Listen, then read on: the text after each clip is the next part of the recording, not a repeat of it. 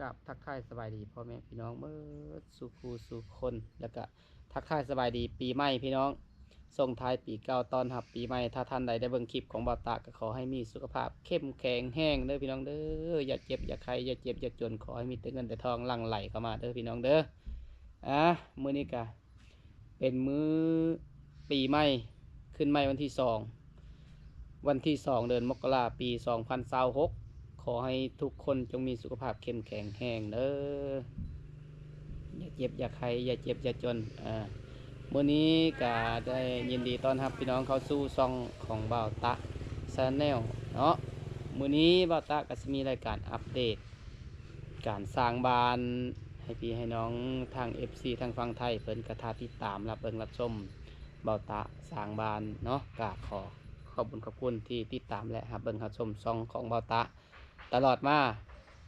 มื้อนี้บ่าวตาก็สิว่าสิไปอัปเดตหน้างานนะเพราะว่ามื้อวานนี้เป็นมื้อย่อเสาเอกเสาโทย่อเสาเอกเสาโทมื้อวานนี้หันเลยบ่ได้ถ่ายเนื่องจากว่าบ่าวตานี่ยุ่งหลายเลยบ่มีเวลาจับกองเลยบ่มีเวลาเฮ็ดหยังเลยคือบ่าวตาจะต้องดูแลในการดิ่งเสาและก็หาศูนย์เสานี้จะเป็นหน้าที่ของบ่าวตาส่วนคนที่มาทั้งหลายไทยกลางบ้านกลางเมืองเพิ่นนั้นก็ที่เอินหาว่าว่านกันมาได้นั้นเพิ่นก็จะได้มายกเสาตั้งขึ้นให้เฮาและเฮาจะเป็นผู้ดูแลมัดเสากัดล้มกันไปเรือไว้แล้วก็บ่าวตาก็สิมีเวลาถ่ายเลยเมื่อวานนี้นะเริ่มแต่เมื่อวานนี้เริ่มจากตั้งเสาดิ่งเสาเป็นต้นขึ้นมาแล้วก็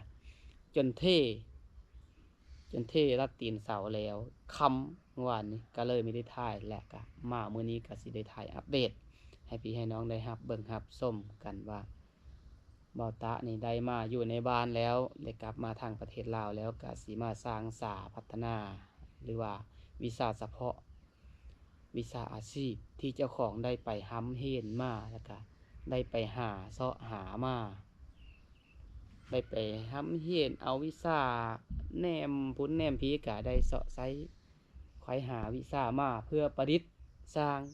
เป็นวิชาของเจ้าของเป็นอาชีพของเจ้าของในมื้อนี้กับบ่าวตะก็คิดว่าบ่าวตะก็ได้ประสบผลสำเร็จในการหามาแล้วก็สิมาสร้างศาลอยู่บ้านผู้เจ้าบ้านนี้พี่น้องก็ขอบคุณ FC ผู้ติดตามรับเบิ่งรับชมและก็สนับสนุนช่องของบ่าวตะตลอดมามื้อนี้บ่าวตะก็สิพาไปเบิ่งนะพี่น้องบ่ได้เว้าหลายใหญ่ห้างนะก็สิพาไปเบิ่งกับการตั้งเสาของบ่าวตะนี้สิได้ผ่านเกณฑ์แนวเลิกกะสิไปเบิ่งกันเลยพี่น้องไปเดี๋ยวบ่าวตาสิพาไปเบิ่ง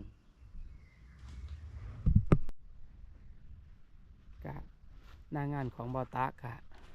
ประมาณนี้พี่น้องเสานี่ก็จะสร้างขึ้นมาเป็นเสาสำเร็จได้ทางฝั่งลาวเขาจะสร้างนิยมสร้างเสาสำเร็จกะว่านิยมบ่กะบ่แม่นในการนิยมพอปานเลยเพราะว่าเฮาเฮ็ดในต่างจังหวัดนะพี่น้องว่าแล้วก็เขตเนาะเขตชนบทชนหลายเขาจะใช้เป็นเสาสำเร็จแบบนี้เขาจะมีเฮ็ดคานแล้วก็เขาจะมีเทเขาจะเป็นเสาแบบนี้มาแล้วเขาก็ตั้งแบบนี้ก็ถือว่าแข็งพอสมควรพี่น้องก็ดีคือกันก็มันก็ไวต่อการปลูกสร้างของสร้างแน่นะบ้านหลังนี้นั้นพื้นที่ไซส์ซอยทั้งหมดทั้งใหญ่ทั้งหมดร่วมลงรถเลยนั่นบ้านหลังนี้นั่นอยู่ใน12 เมตรคูณ11 เมตร 50บ้านหลังนี้นะระยะห้องก็3 เมตรคูณ3 เมตร 50ห้องนะเป็นห้องนอน3 เมตรคูณ3 เมตร 50ความสูงของเสานี้นั้นอันที่เรียวเห็นเป็นสูงนี่นั่นคือว่ามันเป็นการผิดพลาดในการสร้างได้พี่น้องที่แรกกันบ่าวตะสร้างว่าสูงสุดก็คือเอา4 เมตร 50เสาบัดนี้เจ้าของบ้านเพิ่นแหละสร้างอายหักเพิ่นหันไปสั่งเสามาตกมาเสาต้นหนึ่ง5 เมตรบ่าวตะก็เลยว่าบ่เป็นยัง5 เมตรถ้าเฮาสร้างบ่ถึงเฮาก็ตัดออกได้มันยาวไว้ละดีพี่น้องกะมื้อนี้กะสิมากบคุมเสาที่บ่าวตะเทตั้งนี้เสาทั้งหมดเฮาสิได้ตั้งอยู่10เมื่อวานนี้ตั้ง16 17มันผิดพลาดในการเสากลางนี่เจ้าของเพิ่นว่าเพิ่นมีเยอะเสื้อเสาปูนเพิ่นเยอะเสื้อเสาไม้โซ่และเมื่อวานนี้ทาง อันชาวบ้านเพิ่นมาซอยยกแหละยกเสื้อคลุมน้ำก้อนกะเลยว่าตั้งขึ้นไปแล้วมันเอาลงเนี้ยได้พี่น้องเอ้ยเสาได้ไม่คือยกขึ้นได้ยกลงก็เลยว่าอ่ะเปลี่ยนแปลงไปเลยเอาเป็นเสาตัวนั้นก็เลยเสาบอลนั้นมันเลยขาดเสาห้องนั้นแยกเอาห้องนั้นเลยขาดที่จริงเสาห้องเสาต้นกลางนั้นสิมีเพิ่นสิเฮ็ดเป็นเสาห้องโถงกว้างอะนะมีให้มีเสาบัดนี้ไปอยู่หันสิย้ายจากเสานั้นไปหันบัดนี้สิสร้างซื้อใหม่ได้เสานะบ้านหลังนี้สิตั้งขึ้นทั้งหมดนี่นะเฉพาะเป็นเสาปูนนี่นั่น17 ต้นเพราะมันมีห้องแยกเอาหันเด้17 ต้นตอนละ17 16 17 18 19 20ทั้งหมดทั้งหมดทั้งมวลเสานะ20 ต้นอันนี้สิเป็นห้องรถเด้อพี่น้องเด้อไม่ได้เป็นเฮิร์นเป็นตัวเฮิร์นเฉพาะตัวนั้นอันนี้เป็นห้องรถนี่งบประมาณในการสร้างของบ่อตาฮับมาจากเจ้าของบ้านเพิ่นนั่นอันนี้บ่อตาสิฮับเป็นค่าแรงอย่างเดียวได้พี่น้องเอ้ยแต่กะหลังนี้ก็เป็นหลังแรกของบ่อตาแน่ที่กลับมาจากไทยแล้วก็มาสร้างศาลในประเทศลาวหลังนี้ก็เป็นหลังแรกหรือหลังทำอิฐของบ่อตาก็ว่าได้เนาะ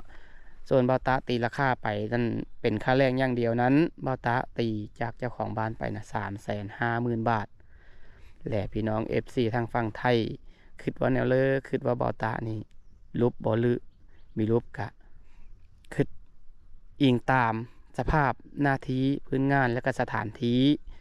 ว่าสถานที่เฮามันเจริญสำเร็จค่าแรงเฮามันสำเร็จเนาะถ้าเว้าถือกะอยู่บ่รอดพี่น้องเอ้ยคันเว้าแพงกะเจ้าของบ้านเพิ่นกะจ้างบ่ไหวอันนี้บ่ตากะเลยขอน้ำน้องน้ำนุงเพราะว่าคนที่เฮ็ดนี่ก็เป็นน้องสาวก็เลยขอเอาขอนำ350,000เน้อกะเพิ่นก็ว่าเฮ็ดก็เฮ็ดเพราะว่าเฮิรนหลังนี้มันมีแม่นมันหมดเท่านี้เด้เดี๋ยวบ่ตาต่อโคไปอีกอ้อมข้างหลังอีกเฮ็ดห้องน้ำอีกบ่ตาเฮ็ดเฮิรนนั่นบ้านหลังนี้นั่นเม็ดเสร็จเลยคือว่าล้างตีนขึ้นอยู่ก็คือเฮ็ดหมดเริ่มตั้งแต่รากฐานก่อสร้างท่าสีปูกระเบิงมุงหลังคาตีฟ้าเพดานคือบ่อตะฮับเม็ดเซ็ตคือเจ้าของเฮิรนคือล่อขึ้นนอนอย่างเดียวถ้าว่าแพงกับบ่อตะว่าบ่แพงบ่อตะก็คือว่ายังถืออยู่พี่น้องเอ้ยแต่ว่าการแนวเลิกก็เฮ็ดเฮือน้องเฮือนุงก็ได้ลงปะกันเฮ็ดแล้วก็เฮ็ดพี่น้องเอ้ยแนวเลิกก็ไปติดตามครับเบิ่งครับชมน้ำกันพี่น้องเอ้ยบ้านหลังนี้ก็เป็นบ้านหลังแรกหลังทำอิฐของบ่อตะสีลุงหรือสีหลวงก็ไปติดตามรับเบิ่งรับชมนำกันพี่น้องเอ้ยมื้อนี้ก็สิมาเทลีนตัวนี้ละบ่าวตาก็สิเฮ็ดตามวิชาที่บ่าวตาได้ร่ำเรียนมาเนาะตามหลักสูตรวิชาหลักสูตรของเขาบ่าวตาได้เฮ็ดมาจากฝั่งไทยก็คือกบคุมนี้แล้วปุ๊บบ่าวตาจะเคลียร์หาระดับเคลียร์ระดับจากตรงนี้แล้วบ่าวตาก็สิเทลีนได้แต่คนอื่นเขาเทหรือบ่ก็บ่ฮู้จักแต่บ่าวตาน่ะสิเทลีนออมเลยก่อนสิก่ออิฐบล็อกขึ้นมาลองรับคานนะบอตะสิเทลีนก้อนบอตะสิเฮ็ดตามหลักสูตรที่บอตะเคยเฮ็ดมาถ้าเป็นแนวเลิกกะติดตามหาเบิ่งครับชมน้องกันเด้อพี่น้องเด้อมื้อนี้กะสิเทลีนถ้าเบิ่งน้องเคยลงมาก่อนกะสิพากันเฮ็ดพากันปรับดินตัวนี้แล้วก็จะได้เทลีนตัวนี้เฮือมันแล้วก่อนเฮือเรียเทลีนแห้งก็จะนี้ก่ออิฐบล็อกมื้อนี้น่าจะได้แค่เทลีนมื้ออื่นคงจะได้ก่ออิฐเลือกกะไปติดตามครับเบิ้งครับส้มน้ำกันพี่น้องเอ้ยติส้มได้เด้อพี่น้องเด้อถือหรือแพงกะติมาได้หรือว่าคันว่าถือกะส้มมาได้เนี่ยเลือกกะฝากติดตามครับเบิ้งครับส้ม2ของบ่าวตานำเด้อพี่น้องเด้อกะขอบบุญขอบคุณผู้ที่เฮามาก่อนแล้วก็ผู้ที่มีทันในเฮามากะเนี่ยเลือกกะขอเป็นแห่งมุกแห่งใจซอยแน่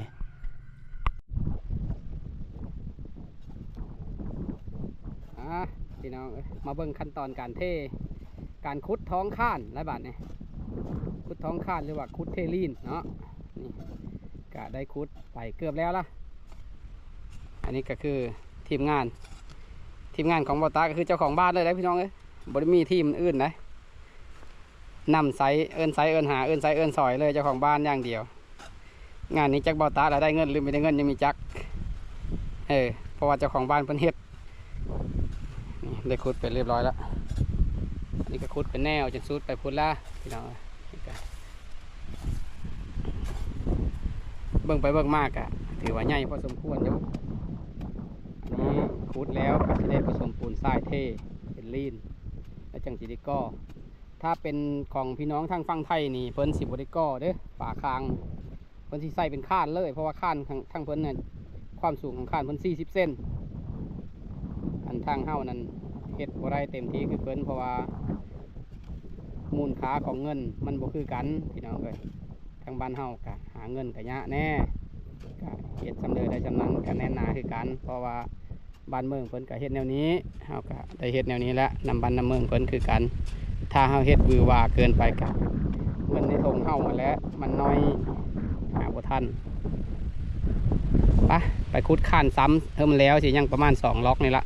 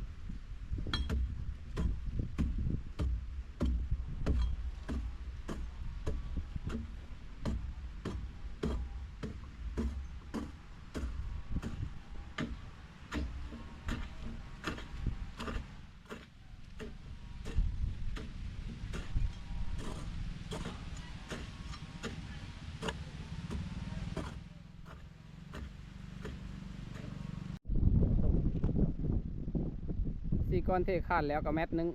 ประมาณ1.5 เซน1.5 เซน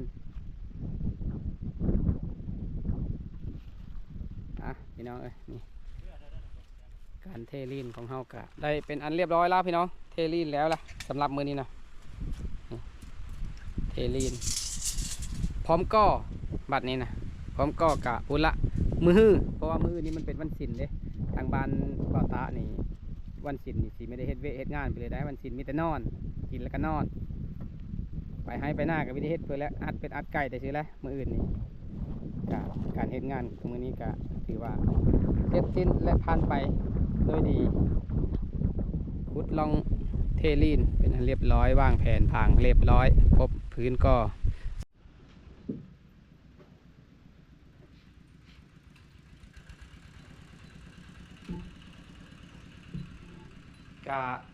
สำหรับคลิปนี้ก็สีได้ถ่ายให้เบิ่งเท่าที่เห็นนั่นละพี่น้องเอ้ยคลิปนี้ก็มันมีท่านได้มีพิเหลือขึ้นมาหลายกับเบาตากะสีดำเนินการกับแค่อันเทลีน